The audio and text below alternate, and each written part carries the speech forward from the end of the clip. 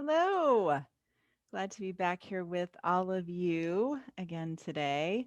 Wanted to share with you some mindset tips that I offered to a group of entrepreneurial women recently and thought you all might get some helpful tips out of these as well. So here we go. Now I'm going to give you a link for this worksheet as I go along. You'll get all the gist of it, but if you want a copy of the worksheet yourself, you can click on the link and have that for your own. There are 7 tips, and we're going to start with belief before action. This can be a little confusing. A lot of times, what we tend to do is to get very busy with taking action toward our goals without recognizing the importance of having our mindset in the right place and having our belief systems there to support us in those actions. When we don't have that, we will be working against our own minds, and often it's just much harder. It's just a more grueling kind of process. It can take more out of us. Just a quick example for in my life just happened this week is this is a very busy time for me and my schedule was starting to get busier and busier, and I noticed I had several consults and I was getting nervous about how am I going to fit all these people in and be able to get home before 9 o'clock at night, and then how am I going to tell my husband that I'm working this much. It just became one of those things. My mind just started really swirling. My go-to was to look at my calendar and keep looking at, okay, how can I move this around? Where can I put these people and how do I make this change and opening so that I can make this all work? And what I realized was, oh, I'm trying to basically figure out the action before I really understand my thoughts that are creating this stress for me. So I sat down and I made some time to understand what was going on for me, the thoughts that were happening for me, and realizing, oh, I'm afraid of disappointing my clients, I'm afraid of disappointing myself. And once I could understand what was really driving the stress, because it wasn't my calendar, it was what I was believing, then I could really help myself to get clear about what I really wanted to be believing instead. And what I came up with was I can take care of my clients and myself, and I can trust myself to figure this out. It's all going to be okay. I just needed that. And once I had that in place, because I've done this so many times before and I fall into this rabbit hole with my own mind so many times, it was fairly quickly for me to kind of click into place once I had those beliefs on board. Then it was almost, I mean, it's amazing once we can get our mindset on board. Things just, it's like dropping into a current. The very next day, I was in a completely different space. I didn't feel overwhelmed at all. I felt completely trusting and completely at ease. So every time this happens, I'm just still amazed. Keep in mind, this tip number 1 is huge. Get your mindset in the right place, understand your beliefs, and get the ones you want to really support you toward your goal. The the next one is know your why. Get clear on your compelling reasons. Why do you actually want to achieve this goal?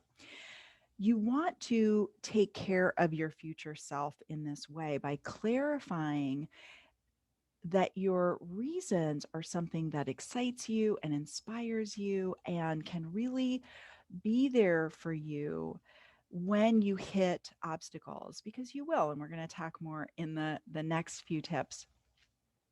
Knowing your reasons and having them be clear and having them excite you. If your reasons are something like, well, I just want to feel better, or I don't want to be fat, like those are, they're going to drop like lead balloons the minute that you hit your first challenge. And next thing you know, that goal is just going to melt away. So, doing this front end work, knowing your why, very, very important work. Learn to fail. Tip number three. Ooh, this is a tough one. Those who succeed are just better at failing.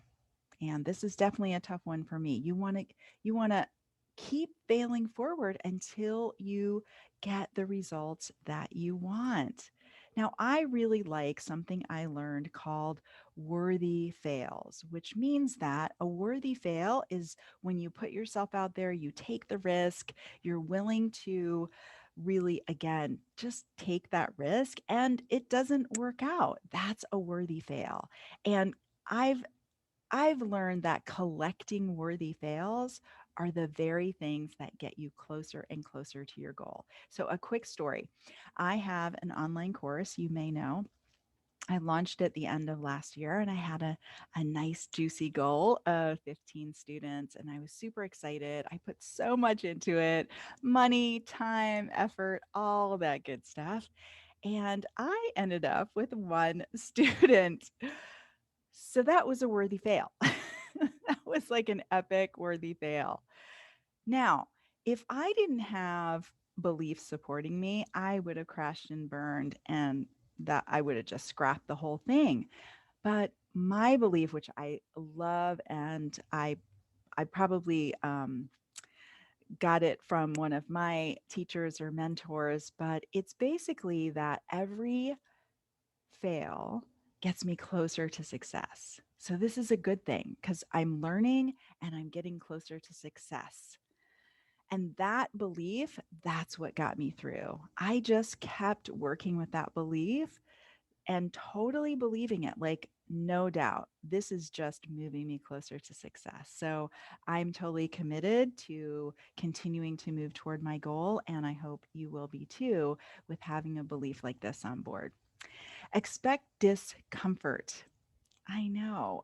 We want our goals to be paved with ease, and that is just not the way it's going to go. Anytime we're stretching out of our comfort zone, doing something we're not used to doing or haven't done before, we are going to feel the growing pains of discomfort. So you want to expect that right out of the gate.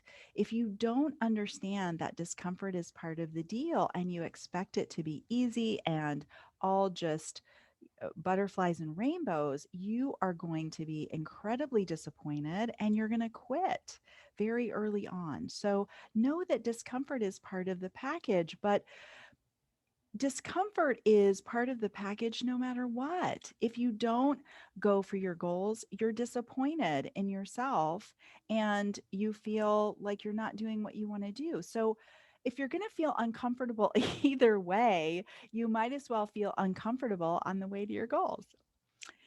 The journey is the destination. This is one that can be very confusing, which is a lot of times what we do is we set a goal believing that we're doing this to prove something to ourselves, that once we get that goal, we're going to feel good about ourselves finally. And we're going to feel better about who we are. And we're going to have all of these positive thoughts and feelings about ourselves. The problem is it doesn't work that way because our minds run on patterns and cognitive habits and cycles. So if we practice beating up on ourselves all the way to our goal, once we get our goal, we might, you know what we might feel? Relief from beating up on ourselves. And then guess what? We're just going to be back to beating up on ourselves. So it doesn't change anything in terms of how we're relating to ourselves. This is why people achieve incredible success and still feel terrible about themselves because they haven't done this work.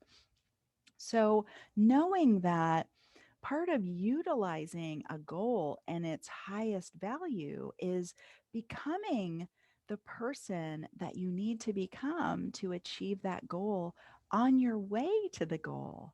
Really practicing what that person thinks and feels and believes now, right?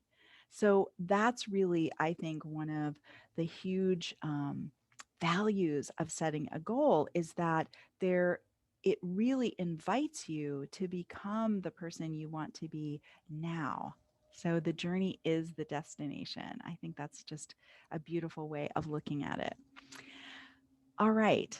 This number 6 is aspire to be a disciplined half-ass. I love this term. This is from Elizabeth Gilbert. I snatched it from her and I use it for myself. She's that this is her this is one of her goals is to be a disciplined half-ass. And what she's meaning is prioritizing progress over perfection. This is for all you perfectionists out there, including me, right? We want to figure all of it out ahead of time. We want to have it all set out. We want to have it all color coordinated and all planned all the way from the beginning to the end. And it's just not possible to do that because there's too many variables that are unknown, right? I mean, that's what setting a goal is. It's kind of risky. We're putting ourselves out there and not having a guarantee. So, knowing that there's so much value on just taking that action, working on your belief system, and being willing to be a disciplined half ass, to do things that are B minus instead of A plus. This is growth in and of itself. So for me, even if I never achieve my goal, it is so worth it because I'm becoming a whole new person in the sense of getting over my own perfectionism and learning to have my back no matter what, whether I achieve it or not. And that you can't put a price on that. And then the last one, which is one of my personal favorites, is make it fun. Now I may start to get to giggle here because this is the kind of thing I do to myself. I hope I'm not the only one. Don't make yourself a victim of your own goal, right? It's like we set a goal. Okay, let me speak for myself. I set a goal and then I become tyrannized by my own goal. Then it becomes so serious. Now I'm the one that has set the goal, but now I'm like a slave to this goal. And I feel like, oh my gosh, I have to get to this goal. This is so serious. Right. And we have to be, or at least I have to be willing to keep it light, right? Not take ourselves so seriously and take our goals so seriously and be gentle with ourselves. We are going to fail. We're going to fall on our face. We're not going to get it right. I'm speaking to myself and hopefully to some of you out there. So have some fun with it. That's one thing I said to myself when I did this course. I am not doing this to myself again. I'm not creating this unnecessary suffering for myself by setting a goal and then just making myself miserable the whole way there. I'm going to make this fun. And I've been doing a really good job of it. So I hope you will too. Set some goals this year, have some fun with it, learn to become the person you want to be. Right away, find those beliefs that support you and have your own back no matter what. I hope you all have a great week. Bye.